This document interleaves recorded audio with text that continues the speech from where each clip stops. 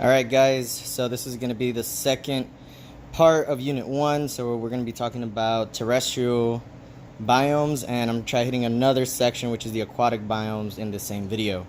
I'm going to go fairly quickly, so pause when you need to. Alright, so what is a biome?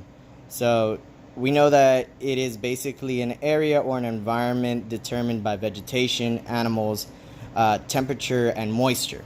Okay, so basically this kind of chart will help you out. So we're starting on page 56.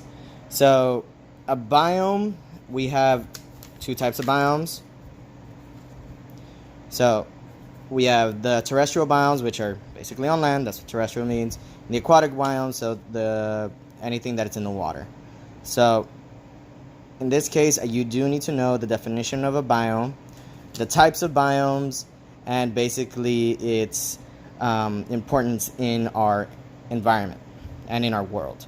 So in this case, you can see here we have coastal chaparral, coniferous forest, the deserts, more coniferous forest, prairie grassland, deciduous forest. So we live like right there.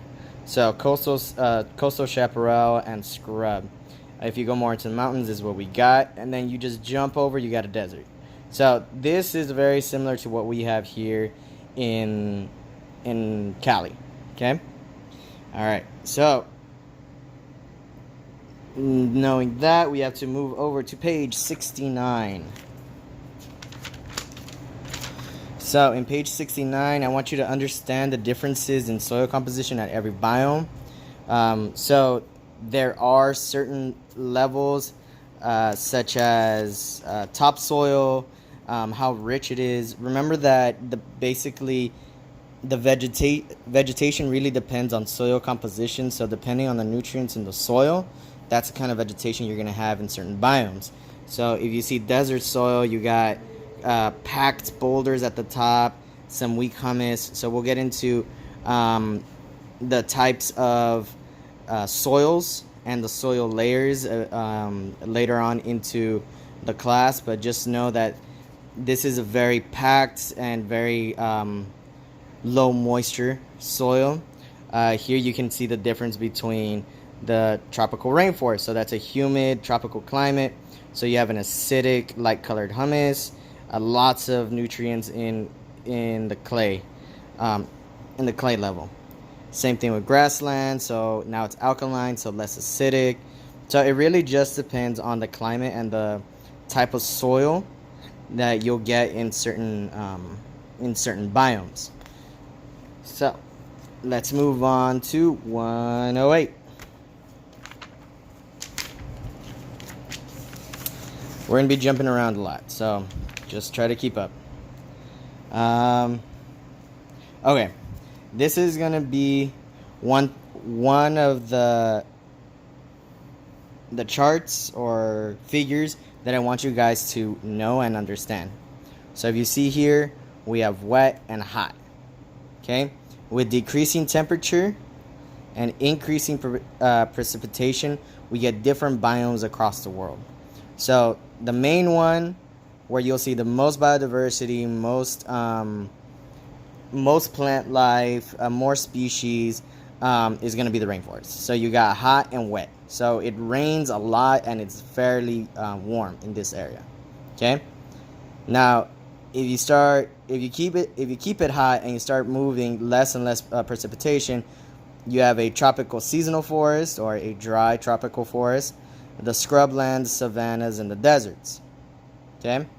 So this you will see like in the Sahara. Now, if you stay with the same amount of moisture, but you keep moving up in temperature, you get the deciduous forest, coniferous forest, and eventually you'll get a tundra, which is considered a dry desert. So this, you'll get a lot of precipitation, but not as much. So this would be polar. This would be subpolar, as you see here. Then you have temperate. So remember that we live around this. Our specific biome is chaparral, and I'll be asking you guys that a lot about that and mentioning it a lot during this class.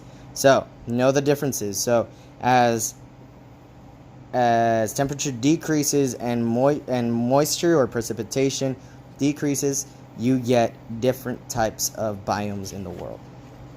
Okay. All right. So let's look at the different types of biomes and vegetation and so on and so forth. So you got to know the different types of deserts. First one, the vegetation and the animals. So there are certain kinds of deserts. You can see them here in this specific figure. Here you can see that's the tropical desert. So this right here, the blue, will be the amount of precipitation. Okay? So that would be the amount of precipitation. And this will be your temperature line. Okay? So here you can see, remember, we're in science, so almost everything is in Celsius and in meters.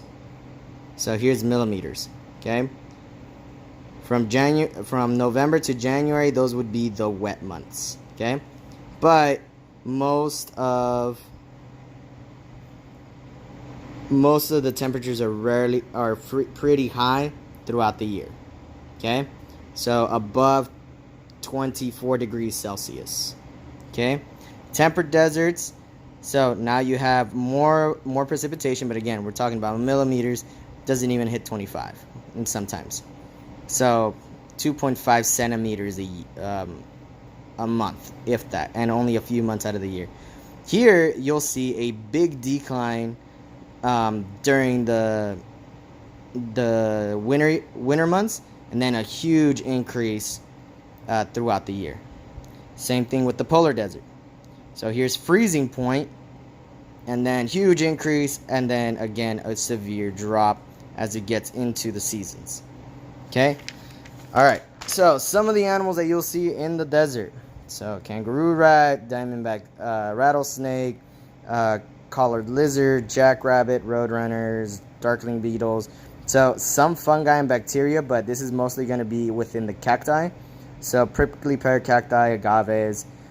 In California, we have our lizards are different in our deserts. So they're called chuckwallas. So we have chuckwallas. They're big and black. We have barrel cacti and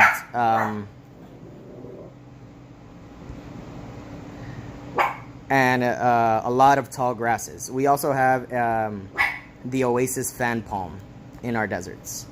Okay, so now that we're done with deserts, please excuse my dog. Let's move on to the grasslands and the chaparrals. So, same thing. Know the difference of the grasslands. And I'll be using these terms from now on, saying plants and animals, so flora and fauna. Okay, so here with the grasslands and the chaparral, we're looking at more fertile soils, more chance for trees to grow. So in the deserts, you mostly get grasses and cacti, succulents that keep water in themselves for a long time, and so on and so forth. But in the grasslands, it's a little different. Here you get a little more moisture. Temperatures are pretty average. So again, this would be more our style. So these would be the different kinds of grasslands. So know these graphs, understand them, understand the meaning between the red lines and the blue shading and stuff like that. So again, tropical grasslands. So this would be the savannas, like in Africa.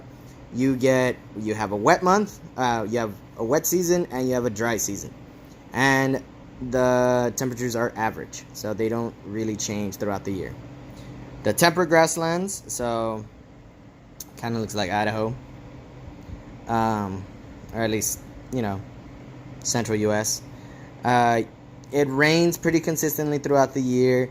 It gets cold during the winter and really hot during the summer. Same thing with the Arctic tundra. So this is a different grassland.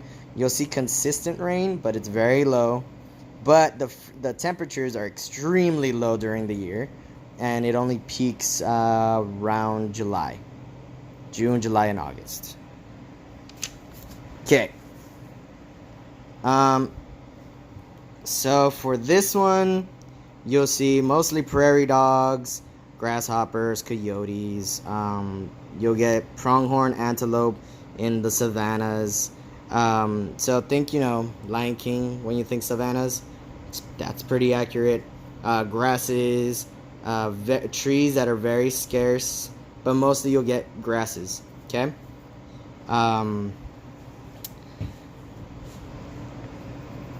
So in this one, you will need to know the food webs of the grasslands.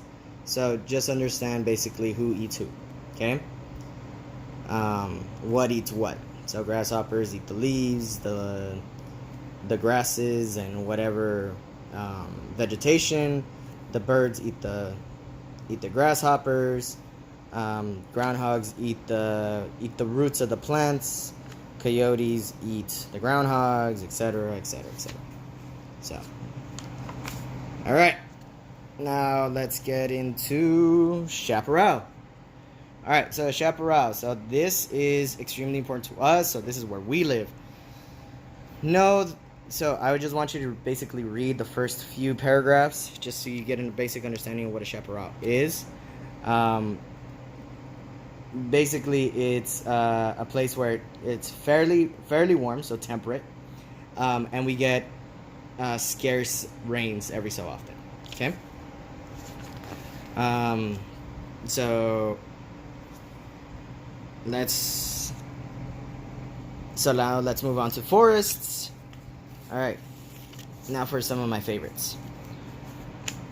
So most of you guys know that my family is from Costa Rica. So tropical rainforest is definitely like up there with what I'm familiar with. Beautiful, green, lush.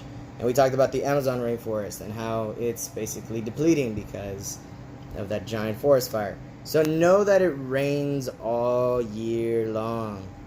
Okay? It rains all year long. There's a high wet season and a low wet season, so this would be the dry season for them, and they're still raining.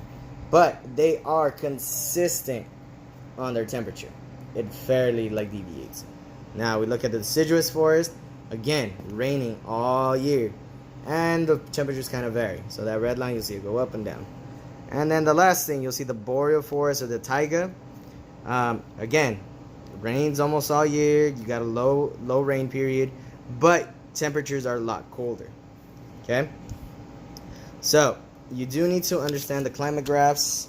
This is something that I will show you guys in class very often and tell you, okay, basically explain to me what's happening and what biome is similar to this. This might be on one of your FRQs, so pay attention. All right, same thing, flora and fauna. So you get a lot of tropical birds. When it comes to a tropical rainforest, it is the most biodiverse area in the world. You're gonna get most of the species that we know today from rainforest. So the jaguars, the tapirs, the harpy eagles, the macaws, the poison dart frogs, the bulldog ants, the macaques, so on and so forth. They're there in the tropical rainforest.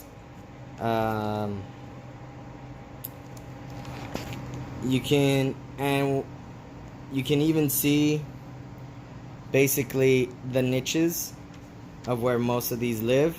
So depending on the animals, they might be on the ground, somewhere a little higher, so intermediate canopy, or the canopy of the rainforest.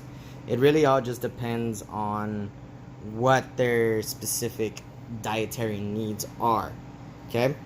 So just understand the importance of the rainforest and how we could be affecting it. So that would be in this specific area, so you can read this and all of 118 to basically get all that information. Here you have the other one, so this would be the deciduous forest. So deciduous forest, you'll get a little bit different. You have the racer. So if you go up on the mountains here in Cali, this would be what you see. So you get so this says broad-winged hawk. We have the red-tailed hawk here. We have the mountain goat, so the bighorn sheep. We have the spotted deer, the ground squirrels, the red striped racer. So we got a lot of cool stuff here in California. We actually have a lot of different biomes in California. And then of course you have the boreal or the coniferous one. Again, so this is a lot colder, so you got a lot different kinds of animals.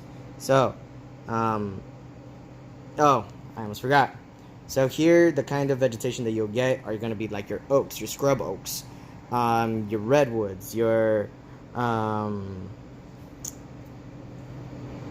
big pines. So that's what's here. So conifers. Same thing here. You'll get white spruce, a few of the bunchberries, starflowers, so willows, and you'll get blue jays, moose, hares, and different kinds of beetles. Okay, you'll get a lot more fungi, like mushroom type here. Okay. So for these next few pages, I do want you don't have to know the islands in the sky, so you don't need to know the mountain ones, but understand the human impact. Okay, so human impact on terrestrial biomes. So we already saw the impact of loggers on the Amazon rainforest, but I want you to understand other ways that we are impacting the world. Okay, so here you can see a few of them. You can look at these different charts. These will help you out. And that's it for terrestrial biomes. On the next video, I'll do aquatic biomes because this one's a little too long. Alright guys, see you next time.